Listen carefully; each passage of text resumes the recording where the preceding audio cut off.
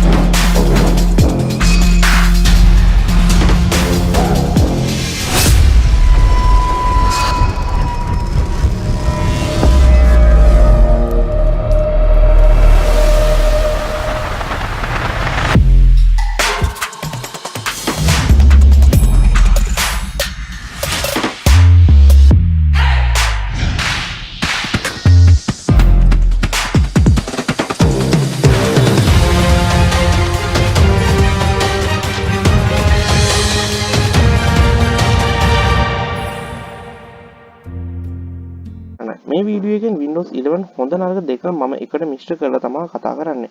සරලව කිව්වොත් හොඳට වඩා තියෙන නරක. Windows 11 තුලින් තියෙන එක් නරකක් විදියට හඳුන්වන්න පුළුවන්. Intel users ලාට තියෙන Intel killer network feature එක. මේකෙන් වෙන්නේ ඔයාගේ normal speed එක එන්න නැති වෙන එක. මේ දේ අතිශයින්ම බලපාන්නේ ගේමින් කමියුනිටි එකට. මොකද ගේම්ස් ප්ලේ කරද්දී FPS එහෙම ඩ්‍රොප් වෙනවා. ඒ වගේම Windows 11 පාවිච්චි කරන AMD users ලාටත් හානියක් තියෙනවා.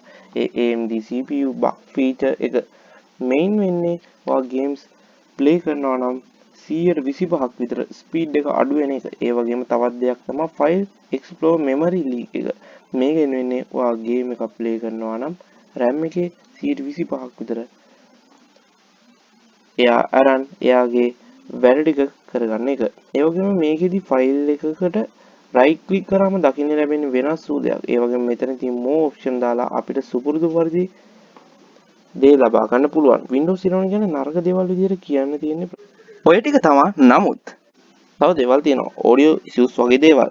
නමුත් මම කිව්වේ ප්‍රධානතම දේවල් විතරයි. මේ වීඩියෝ එක දික් වෙන හින්දා තමයි මම ප්‍රධාන දේවල් ටික විතරක් කිව්වේ. සරලව මට කියන්න තියෙන්නේ දැන්ම Windows 11 වලට යන්න එපා. මමත් Windows 10 තමයි පාවිච්චි කරන්නේ.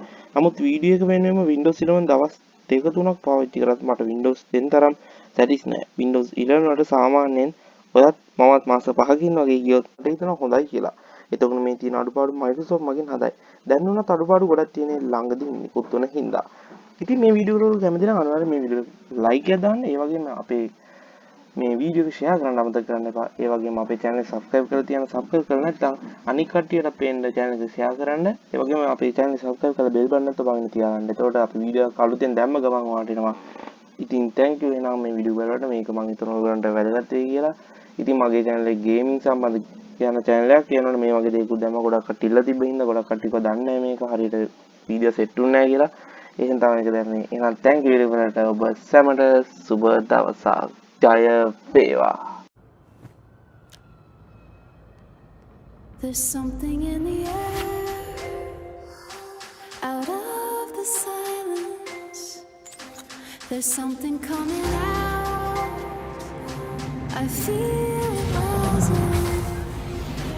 Something at the dark is just beginning. It all starts now.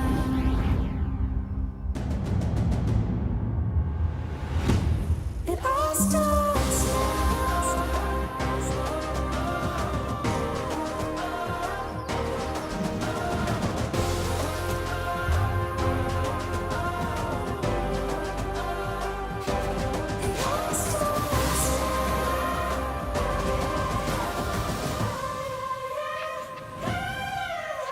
It all starts now.